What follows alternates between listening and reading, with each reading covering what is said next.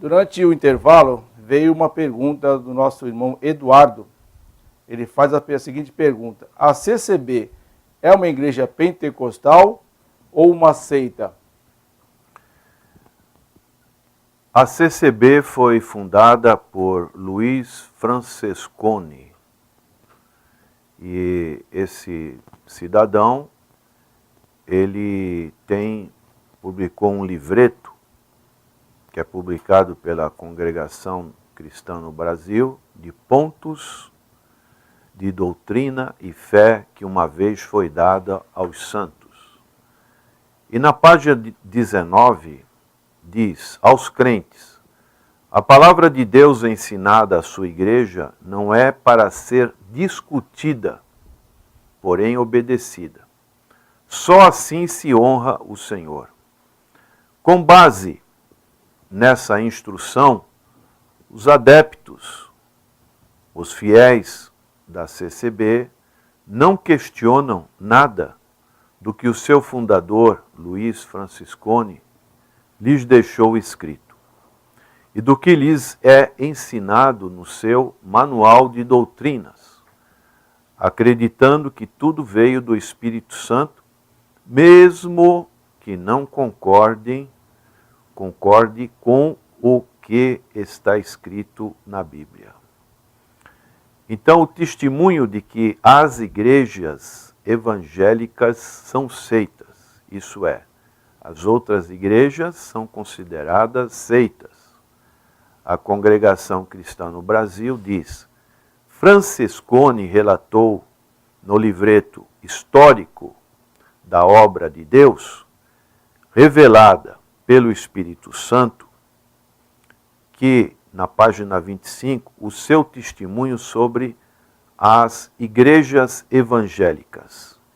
Eis como o benigno Deus começou sua obra, pelo batismo da água, segundo o mandamento do Senhor Jesus, fomos tirados das seitas humanas e de suas teorias. Então, aqui Francesconi quis deixar bem claro que a CCB não tem nada a ver com as outras denominações cristãs. Ele frisou em seu testemunho o fato dele ter sido perseguido por um líder de uma outra denominação, e assim foi considerado que foi usado pelo diabo. E diz na página 23 desse livreto: logo após o inimigo começou a trabalhar para desfazer aquela obra, mas foi em vão o seu trabalho. O resto do povo daquele lugar, sabendo da minha chegada e da minha missão, juraram matar-me, tendo como chefe um sacerdote de determinada denominação. Maneiras que aí surgiu esse início, né? Que as outras igrejas são consideradas seitas. E isso é um ponto em que cada um dos nossos ouvintes deve considerar sobre essa pergunta do Eduardo. Se a CCB é uma igreja pentecostal ou uma seita. Uma outra fórmula de doutrina é que o batismo regenera o pecador. Nesse livreto, no livreto Pontos de Doutrina e Fé, que uma vez foi dada aos santos, na página 7, nós lemos: batismo por imersão. Este sacramento se exerce por imersão, conforme declara no capítulo 2. Então, nós entendemos que o batismo não é um sacramento, mas é uma ordenança do Senhor Jesus Cristo. O sacramento é um sinal exterior que concede a graça de Deus à alma. Mas essa parte externa não pode modificar o homem. O que modifica o homem é o Espírito Santo. Então a CCB acredita que o batismo regenera o pecador. Por isso adotam a prática de convidar testemunhados, os que não são batizados na CCB, e os seitários, que é uma designação dada pela CCB aos evangélicos, para assistirem os cultos de batismo, e entendem que eles podem obedecerem e receberem a graça de Deus por meio do batismo, ainda que seja a primeira vez que tenham vindo ao culto. E a palavra de Deus nos ensina, como no caso de Filipe e Eunuco, no capítulo 8, né, de Atos, o irmão poderia ler, porque o eunuco estava com uma dúvida. E Filipe, chegando-se, aproximou-se daquela carruagem, ensinou-o de quem o profeta Isaías estava falando, e a partir desse entendimento é que ele foi batizado. Diz assim a palavra de Deus, em Atos 8, a partir do verso 26. E o anjo do Senhor falou a Filipe, dizendo: levanta-te, vai para a banda do sul, ao caminho que desce de Jerusalém para Gaza, que está deserto. Levantou-se e foi.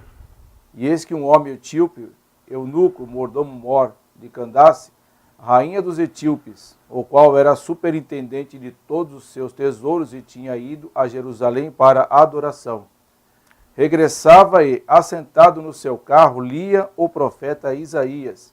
E disse o Espírito a Filipe: chega-te e ajunta-te a esse carro. E correndo Filipe, ouviu que lia o profeta Isaías e disse: entendes tu o que lês?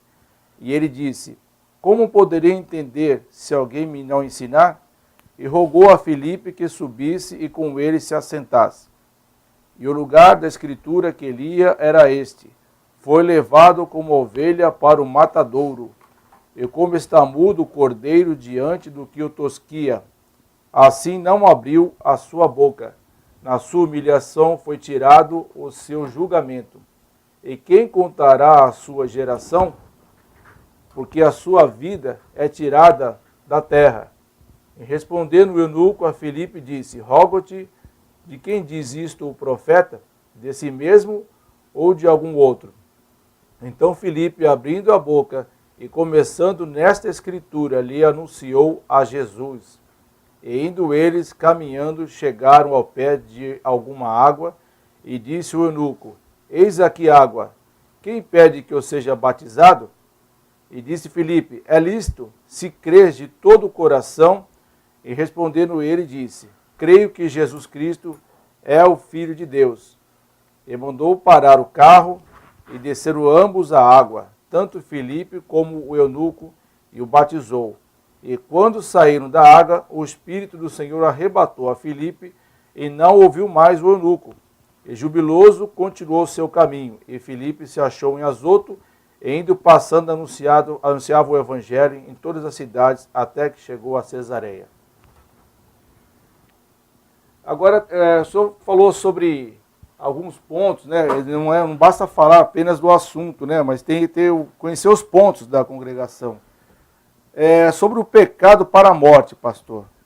Existe esse ponto aí que muitas pessoas até se assustam a respeito desse título.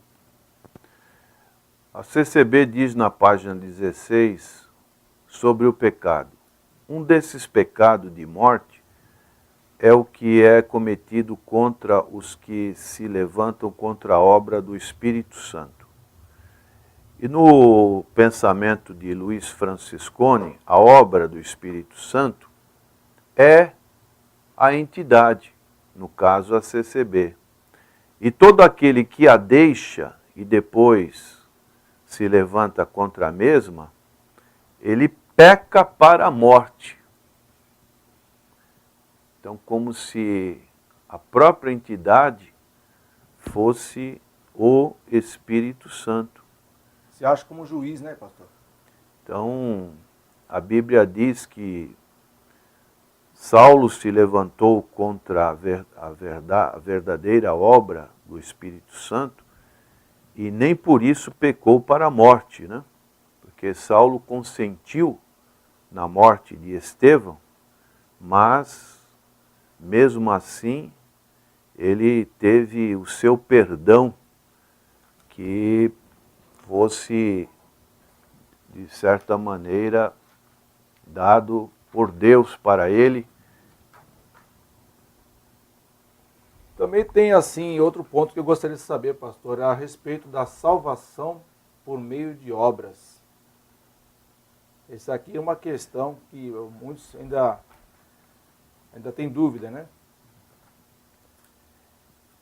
A CCB diz que batismo por imersão, esse sacramento por imersão é algo que nós já comentamos e vemos que, de acordo com a visão da CCB, a salvação não é apenas pela fé. A salvação, a Bíblia diz que é pela fé. Efésios, capítulo 2, verso 8 e 9, fala sobre isso. Diz assim: porque pela graça sois salvos, por meio da fé. E isso não vem de vós, é dom de Deus. Não vem das obras para que ninguém se glorie. Porque somos feitura sua, criados em Cristo Jesus para as boas obras, as quais Deus preparou para que andássemos nelas. Então, entende-se que também, além da fé, também é necessário fazer as obras para a salvação. E dessa maneira este outro ensino é aplicado. Um outro ensino que podemos citar, e é muito importante, é a rejeição do estudo da Bíblia. A CCB diz que o estudo da Bíblia é carnal. O adepto deve se abster de tal prática. Então, nós devemos desconfiar de qualquer grupo ou instituição religiosa que proíba o estudo da Bíblia pelos seus membros, pois isso evidencia que, se o estudo é proibido, existe fragilidade doutrinária no seu corpo doutrinário e que suas doutrinas de inspiração humana, e muitas vezes vinda de outras situações, não podem ser avaliadas, julgadas ou criticadas por um juízo maior, que é a palavra do Senhor. Essa maneira era praticada pela Igreja Romana, quando as pessoas não tinham acesso à palavra de Deus e precisavam de alguma pessoa que desse o entendimento. Então, essa é uma outra contradição que encontramos, que as pessoas quase não têm esse conhecimento bíblico. Uma outra doutrina que poderíamos falar é sobre o sono da alma, que é o intervalo entre a morte e a ressurreição. E essa doutrina fala que os mortos estão inconscientes. E essa doutrina é antibíblica, porque após a morte, a existência é consciente.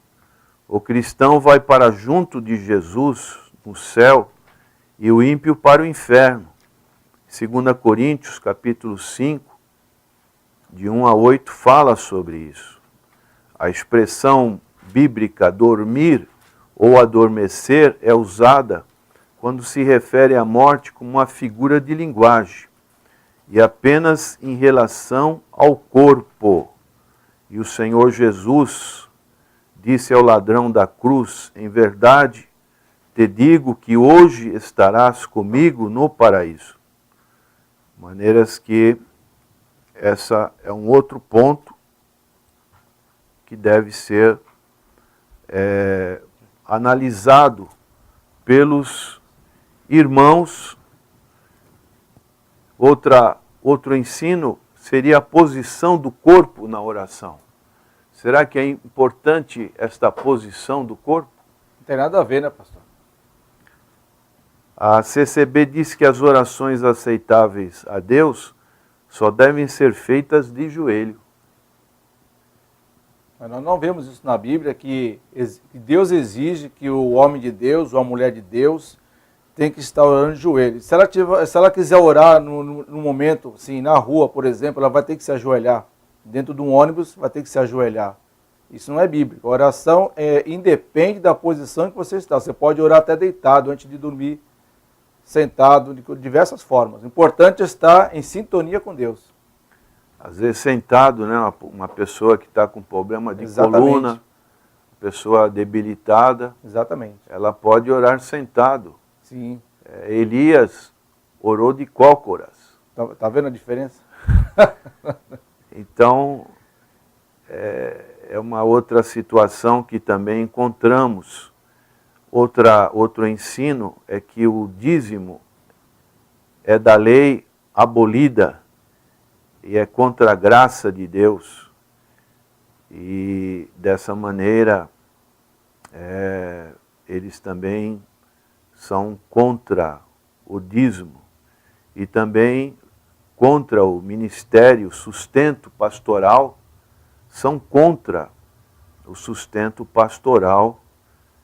E dessa maneira podemos concluir dizendo: como dar ouvidos a uma organização religiosa que soberbamente declara, sem rodeios, ser a obra de Deus e não apenas uma das expressões da mesma, e que o nome do Espírito Santo ensina doutrinas contraditórias, antibíblicas, e cujo principal objetivo é atacar os ensinos cristãos ortodoxos?